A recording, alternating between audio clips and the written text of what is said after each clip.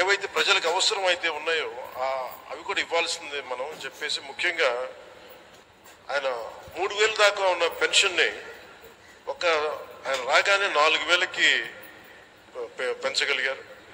దివ్యాంగులకు ఇచ్చే పెన్షన్ 3,000 నుంచి 6,000.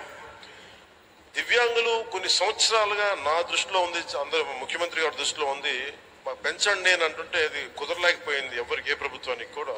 కానీ ముఖ్యమంత్రి గారి నాయకత్వంలో ఆయన ఫైనాన్షియల్ మేనేజ్మెంట్ అద్భుతం కాబట్టి 3,000 నుంచి 6,000కి పెంచారు. అలాగే ఈ సామాజిక పెన్షన్స్ చాలా అవసరం ఇవన్నీ చెప్పి వీటి కోసం 1,939 కోట్లు గత ప్రభుత్వం వెచ్చిస్తే కూటమి ప్రభుత్వం 2,717 కోట్లు ఖర్చు చేస్తూ 63 లక్షల మందికి ఇది చేయూతనిస్తాం.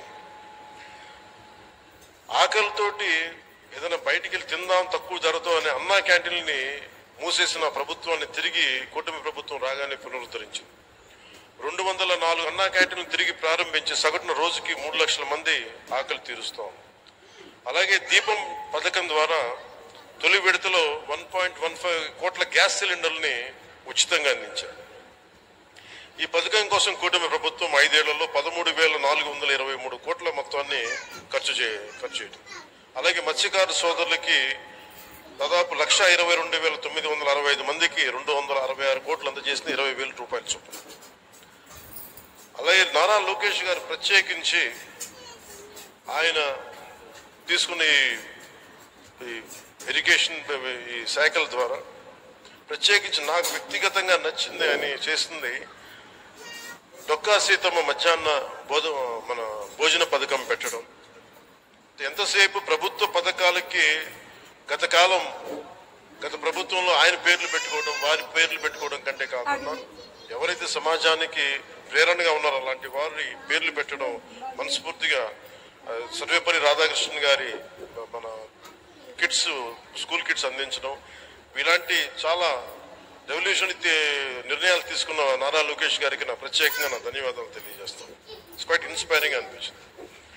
అలాగే తల్లికి వందనానికి దాదాపు 67 లక్షల మందికి పైగా విద్యార్థులకు లబ్ధి చేకూరింది. మొత్తంలో 1,346 కోట్లు పాఠశాలల అభివృద్ధికి వెళ్తా ఉంది. 10,000 చొప్పున 10,091 కోట్లు ఖర్చు చేస్తున్న ఈ పథకం 67 లక్షల మందికి పైగా లబ్ధి. గత ప్రభుత్వం జాబ్ క్యాలెండర్ పేరిట మీద యువతని సరిగ్గా వదిలేసింది. ఒక్క డిఎస్సి కూడా నిర్వహించిన పాపాన్ని పోలేదు.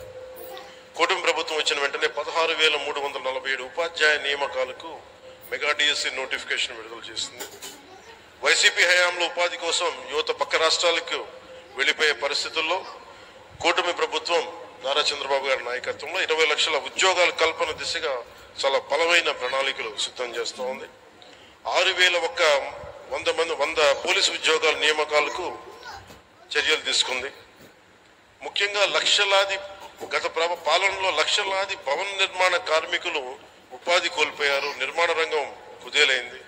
అలాంటి వాళ్ళకి కూటమి ప్రభుత్వం రాగానే ముఖ్యమంత్రి గారు ఒకటి చెప్పిన ఉచిత ఇసుక విధానాన్ని అమలు చేయాల్సింది చెప్పి చేసినందుకు ప్రత్యేకంగా భవన నిర్మాణ కార్మికుల తరఫున ముఖ్యమంత్రి గారికి నా కృతజ్ఞతలు తెలియజేసుకున్నాను. ఏడాది కాలంలో బ్రాండ్ ఏపీని పునరుద్ధరించడం ద్వారా 9.4 లక్షల కోట్ల పెట్టుబడుల్ని ఆంధ్రప్రదేశ్ ఆకర్షించింది. తద్వారా 6 లక్షల ఉద్యోగాల కల్పనకు ఇది దారి వేస్తుంది. గత 5 ఏళ్లలో గజానికి కొంతగా మారిన రాష్ట్ర రహదారులకు పునర్జీవం నింపుతూ 20,000 కిలోమీటర్లు R&B రోడ్లకి మరమ్మతులు చేసింది. వైసీపీ గత పాలనలో ల్యాండ్ యాక్ట్ ని రద్దు చేసే ఒక ల్యాండ్ యాక్ట్ ని తీసుకొచ్చింది. దాన్ని రద్దు చేసి కూటమి ప్రభుత్వం రాగానే చంద్రబాబు గారి నాయకత్వంలో ఆ యాక్ట్ ని రద్దు చేసి ప్రజల ఆస్తులకి రక్షణ కల్పించే విధంగా చర్యలు చేపట్టింది. గత ప్రభుత్వంలో BC, SC, ST, minority sub plan నిధుల్ని సైతం ఇష్టారాజ్యంగా మళ్లించి వెనుకబడిన వర్గాల వారికి ద్రోహం చేసింది. కూటమి ప్రభుత్వం సప్లాన్ నిధులు దుర్వినియోగం కాకుండా చేపట్టి ఆయా వర్గాల స్వయం ఉపాధి పథకాలకి వెచ్చిస్తూ ఉంది. ప్రత్యేకించి నేను పంచాయతీరాజ్ మన శాఖని నేను నిర్వహిస్తున్నాను కాబట్టి దానికి సంబంధించి కొంచెం చెప్తాను మీకు. పంచాయతీరాజ్ గ్రామీణాభివృద్ధి శాఖ బాధ్యతలు స్వీకరించిన వెంటనే సర్పంచులు తలెత్తుకునేలా మొదటి అడుగు వేయడమైంది. జాతీయ పండుగలైన స్వాతంత్ర దినోత్సవం, గణతంత్ర వేడుకలకు నిర్వహణకిచ్చే నిధుల్ని మైనర్ పంచాయతీలకు 100 నుంచి 10,000కి, మేజర్ పంచాయతీలకు 250 నుంచి 25,000కి పెంచాం. గ్రామాన స్వాతంత్ర గణ దినోత్సవ వేడుకలను ఘనంగా నిర్వహించుకునే అవకాశం కల్పించి ఆత్మగౌరవాన్ని కాపాడాం. సర్పంచుల ఆత్మగౌరవాన్ని. గ్రామ స్వరాజ్య సాధన లక్ష్యంలో ఒకే రోజున 13,326 పంచాయతీల్లో గ్రామ సభలు నిర్వహించి ఒక సరికొత్త రికార్డు సాధించాం. ఇది పల్లె పండుగ ద్వారా గ్రామీణ రహదారులకి ఒక కొత్త కళ తీసుకొచ్చాం. రైతులకి అండగా మినీ గోకులాలు, నీటి కుంటలు చాలా తక్కువ కాలంలోనే తవ్వించాం. మహాత్మా గాంధీ జాతీయ గ్రామీణ ఉపాధి హామీ పథకం ద్వారా రాష్ట్ర వ్యాప్తంగా 46,94,000 కుటుంబాల్లో 75,23,000 మంది ఉపాధి శ్రామికులకి వారి సొంత గ్రామాల్లోనే ఉపాధి కల్పించాం. 2024-2025 ఆర్థిక సంవత్సరంలో 5,10,000 కుటుంబాలకి 100 రోజులకు పని కల్పించాం. అలాగే ఈ అడవి తల్లి బాట కార్యక్రమానికి ప్రత్యేకించి గౌరవ ముఖ్యమంత్రి గారికి నా ధన్యవాదాలు తెలియజేస్తా ఉన్నాను.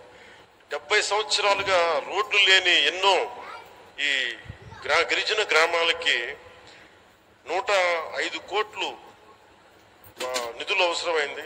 వారికి ఒకరోజు ప్రత్యేకంగా తెలియజేస్తే ఆయన దాన్ని అర్థం చేసుకుని వెంటనే దానికి సంబంధిత నిధులు రిలీజ్ చేయడం వల్ల ఈ రోజున గిరిజన గ్రామాలను అనుసంధానిస్తూ 1069 కిలోమీటర్ల రోడ్ల నిర్మాణానికి శ్రీకారం చుట్టాం. ఆదివాసీ న్యాయ మహా అభియాన్ పిఎం జన్మన్ పథకం ద్వారా 555.61 కోట్లతోటి 613 కిలోమీటర్ల రోడ్ల నిర్మాణం జరుగుతున్నాయి. డోలీ మూతలు లేని గిరిజన గ్రామాలు లక్ష్యంగా ముందుకు వెళ్తుంది. అలాగే పర్యావరణం, అటవీ మరియు శాస్త్ర సాంకేతిక సంబంధించి ముఖ్యమంత్రి గారు మాకు ఒకటే ఆదేశం ఇచ్చారు. రాష్ట్ర విస్తీర్ణంలో 30% ఉన్న అటవీ భూమిని కనీసం మనం మనం ఈ 5 మైళ్ళు అయ్యే లోపు మనం కనీసం దాన్ని 50% తీసుకెళ్ళాలి. తక్కువలో తక్కువ 37% వెళ్ళాలి అనేది ఆదేశాలు ఇచ్చారు. ఆ విధంగా ప్రణాళికలు రూపకల్పన చేస్తున్నాం. రాష్ట్ర సరిహద్దు జిల్లాల్లో రైతులు ఏనుగుల బెడతో నానా ఇబ్బందులు పడుతూ ఉంటే సమస్య పరిష్కారానికి అంతర్రాష్ట్ర సహకారం తీసుకున్నాం. మన కర్ణాటక ప్రభుత్వం సహకారం తీసుకున్నాం. కుంకి ఏనుగులు ఇప్పుడు 4 మనకి చేరుకున్నాయి. ఇంకొక 2 త్వరలో రానున్నాయి ఆ క్యాంపుకి.